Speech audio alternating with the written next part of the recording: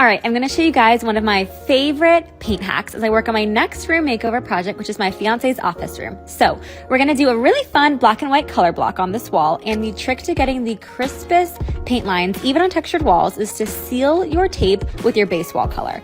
Once that's dried, go over it with your new paint color, and I'm telling you, this is a foolproof method for crisp paint lines.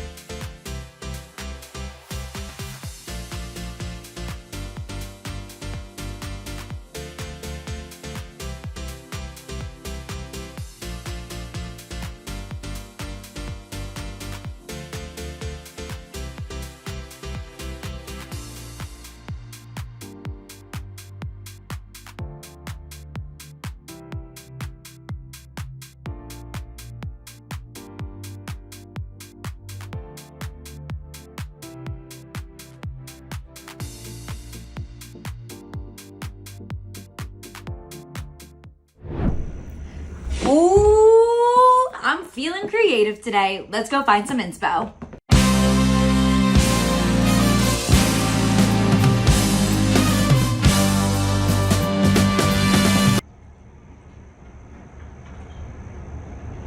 Yeah, never mind. I'm just gonna go follow them instead. This is the best saving storage hack. It's dual purpose with a picture frame front that I thrifted and a hidden storage box with shelves that I built.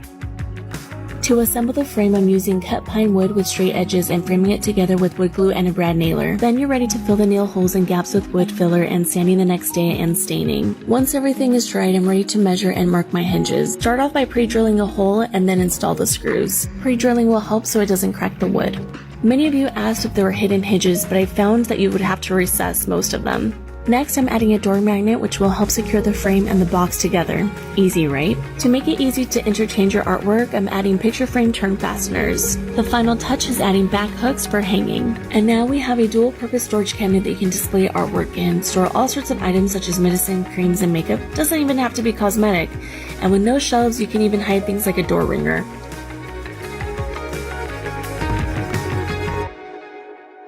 This is the biggest cutout I've ever done. It's so massive and heavy and oh, nearly dropped it. As always, mixed all my colors up before I started. So the original boots are black, but I didn't want black. I wanted something more fun. So I put it in Photoshop and color mapped a new color scheme, I guess. Pink and red and cream.